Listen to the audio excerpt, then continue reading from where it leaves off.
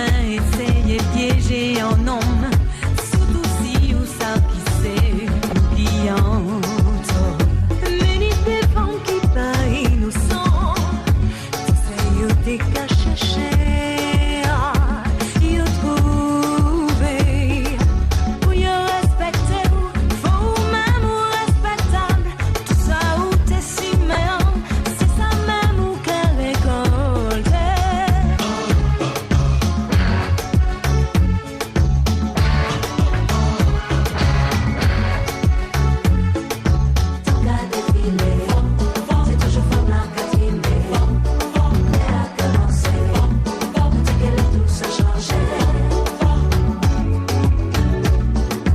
La beauté c'est pas ça qui plie important, c'est ça on est en fait tout qu'à compter. Pour faire payer ta l'avancée, nous bisous à fond, toujours solide contre tout moment créole.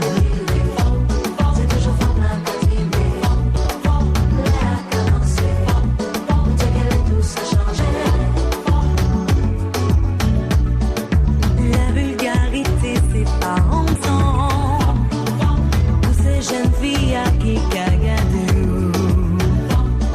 Balai en forme c'est à souffrance c'est picoura, égalité pour élever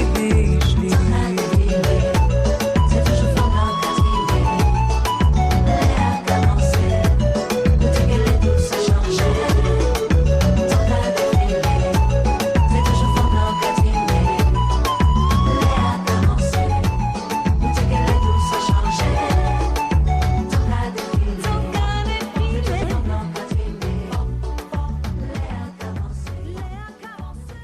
Bonjour, j'espère que vous allez bien. C'est Isma pour la chronique beauté, bien-être et surprise pour la rentrée, la rubrique mode qui vous prépare bien des surprises. C'est pour l'émission Écho des femmes, pour la radio Passion culturelle. Aujourd'hui, on va parler de strobing. Vous savez ce que c'est? On va strober ensemble. Alors par rapport au contouring, qui est en fait un jeu d'ombre et de lumière, le strobing va illuminer le visage et on va rehausser les zones bombées du visage. On y va? On va commencer le strobing et sur une peau nettoyée, on va commencer forcément par l'hydratation. Pour ce type de maquillage, plus on va hydrater, donc c'est-à-dire apporter de l'eau au niveau des cellules, plus la peau sera souple, douce, et cela va favoriser l'éclat sur tous les reliefs du visage.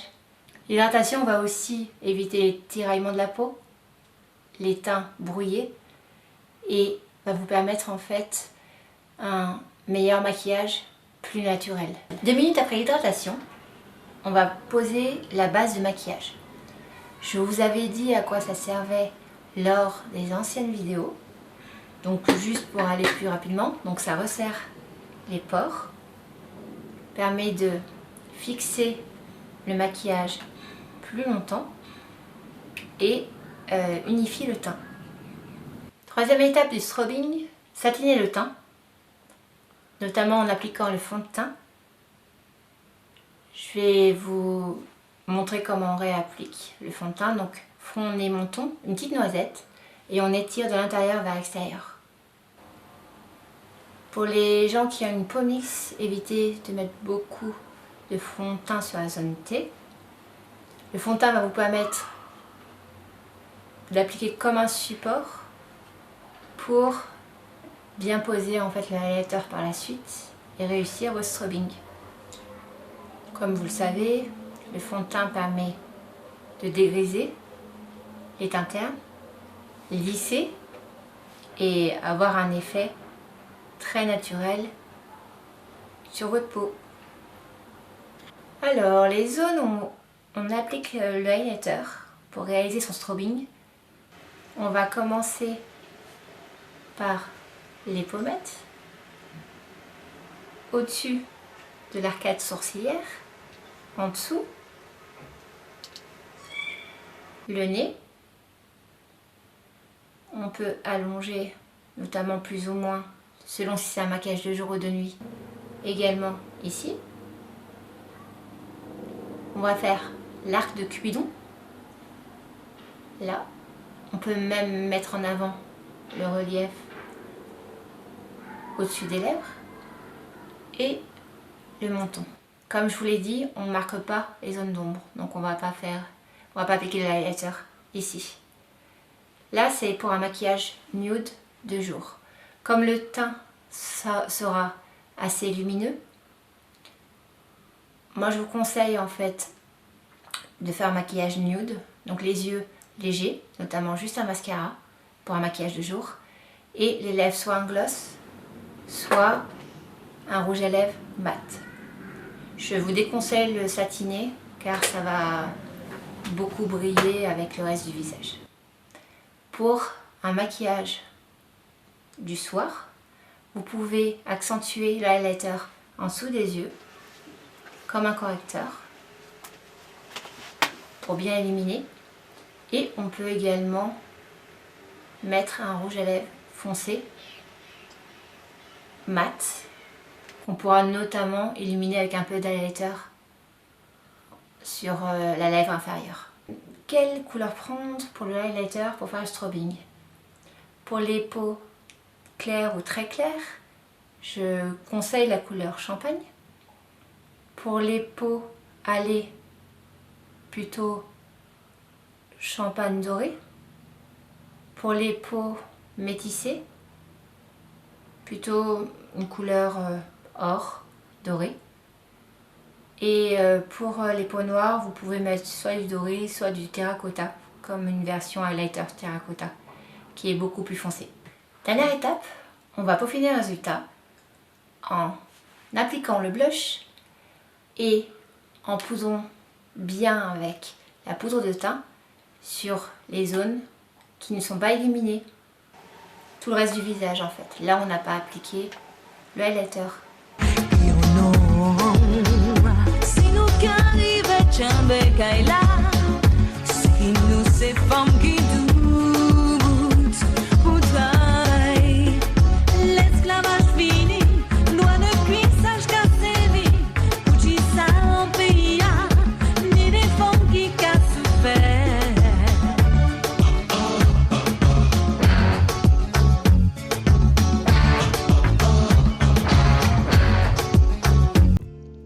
Mesdames et messieurs, chers auditeurs, chères auditrices, c'était Isma de la chronique beauté, bien-être et mode.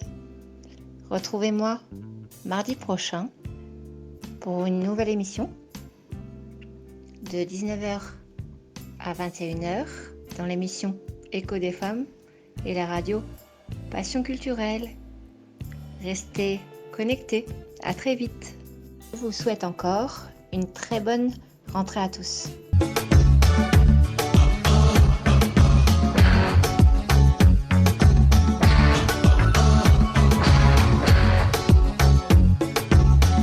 Faut pas l'homme essayer piéger un homme, surtout si ou ça qui c'est qui entre. Mais ni des femmes qui pas innocent, c'est yo des cachés.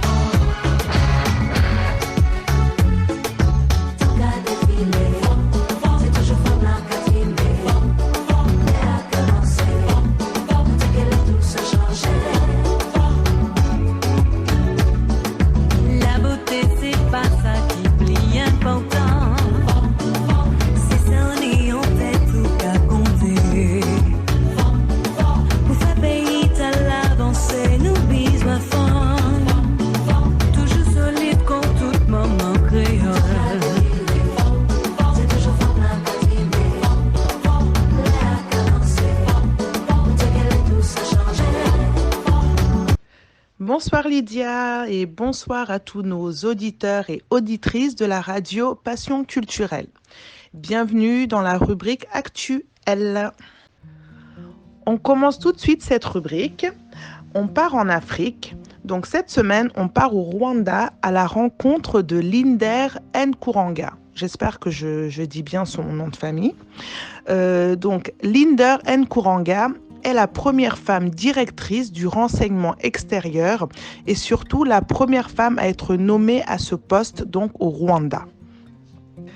C'est un poste en fait qui relève des services nationaux de renseignement et de sécurité et jusqu'à présent ce poste en fait a été occupé par des militaires de sexe masculin, comme la plupart des postes d'ailleurs de haut niveau dans l'armée et la police rwandaise. Donc en nommant Linder Nkuranga, le président Paul Kagame confirme en fait sa position de fervent partisan de l'élévation d'un plus grand nombre de femmes à des postes de pouvoir au sein de son gouvernement. On sait que ce président fait énormément de choses pour son pays et donc en nommant cette femme à ce poste, il veut vraiment montrer que maintenant, la femme aussi a sa place au sein des postes très très exigeants, des postes stratégiques surtout, et donc d'où cette nomination d'une femme. Donc nous, on souhaite vraiment une bonne chance à la première femme donc directrice du renseignement extérieur du Rwanda, Madame Linder Nkuranga. Soul Sister. Je ne sais pas si vous en avez entendu parler. C'est une page en fait sur Facebook, donc sur les réseaux sociaux, qui a été créée par une Pakistanaise qui s'appelle Kanwal Ahmed. Et en fait, cette femme a créé cette page, donc Soul Sister, afin que les Pakistanaises puissent prendre la parole sur plusieurs sujets tabous dans leur pays. Exemple, violence conjugale, divorce, maltraitance, tout ce que vous voulez. Donc, d'après Kanwal Ahmed, cette page en fait permet de libérer la parole des Pakistanaises et de leur donner la possibilité de discuter de leurs problèmes personnels. Donc, c'est ce que dit donc cette créatrice, la créatrice de cette page. Elle rajoute aussi que les femmes au Pakistan sont vraiment des femmes fortes. Elles ont de la voix, mais malheureusement, elles n'ont tout simplement pas d'espace en fait pour utiliser cette voix et surtout pour pouvoir s'exprimer.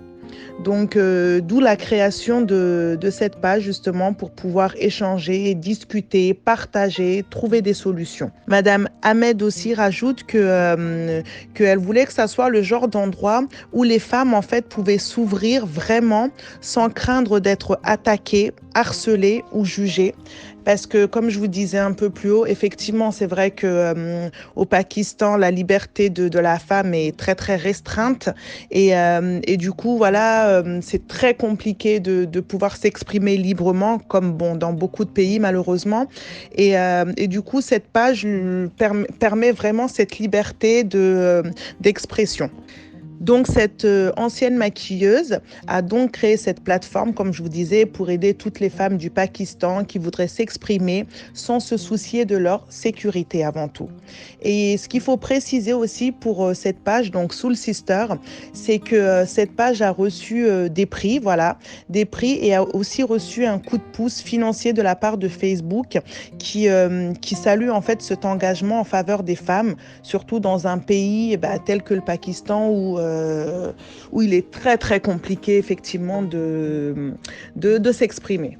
Donc voilà pour cette page Soul Sister que vous pouvez retrouver sur les réseaux sociaux, notamment Facebook. La vulgarité, c'est pas ensemble. Pour ces jeunes filles à qui cagadou. Balai en forme, c'est à souffrance, c'est picoura. Égalité pour élever, c'est toujours fort en castiver. Elle a commencé, tout est tout ça changeait. Tant qu'à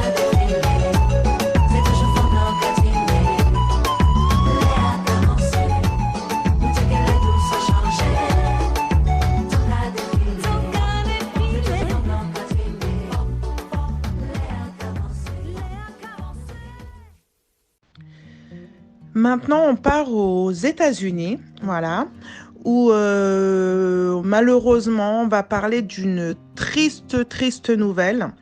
On va parler de la première américaine à avoir reçu une greffe du visage, oui, Madame Connie Culp, qui est décédée. Donc, il est important déjà de rappeler que c'est la personne ayant vécu le plus longtemps après une telle opération, après que son mari l'ait défigurée. Donc, elle est décédée, voilà, des suites d'une infection, mais qui n'a aucun rapport en fait avec sa greffe. Donc voilà. On rappelle qu'en 2004, Connie Culp a perdu une grande partie de son visage lorsque son mari lui a tiré dessus, la blessant gravement et la défigurant avant de retourner l'arme contre lui-même. Donc déjà, voilà, faut préciser que c'est déjà de la violence conjugale, quoi.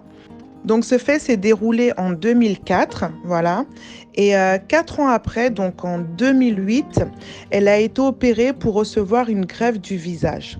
Donc grâce à cette opération, déjà que les médecins décrivent comme médicale et non esthétique, voilà, Connie Culp a pu retrouver certaines parties de son visage parce que il faut rappeler que quand elle a été défigurée, elle pouvait plus respirer, elle avait perdu la vue, l'odorat, tout ça, voilà, tout son visage n'était plus du tout fonctionnel en fait.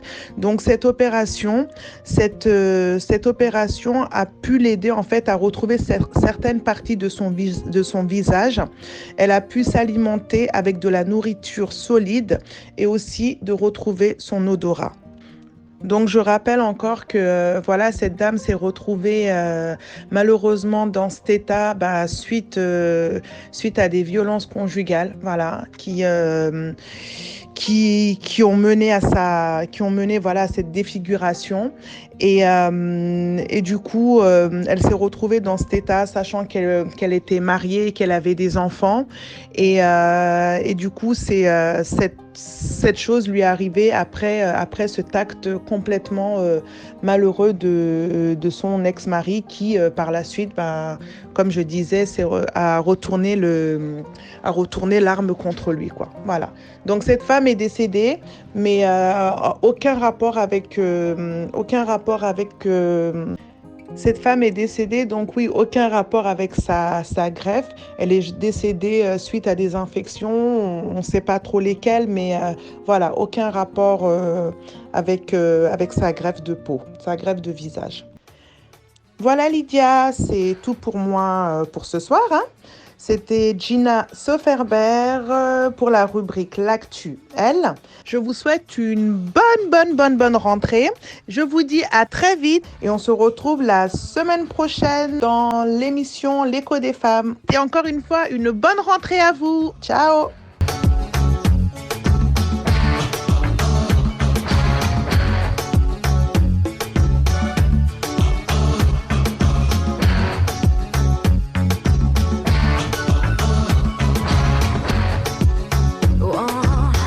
Laissez enfant Gucci au page les bancs, même responsabilité, et oh non. Si nous qu'arrive, Tchambé, Kaila.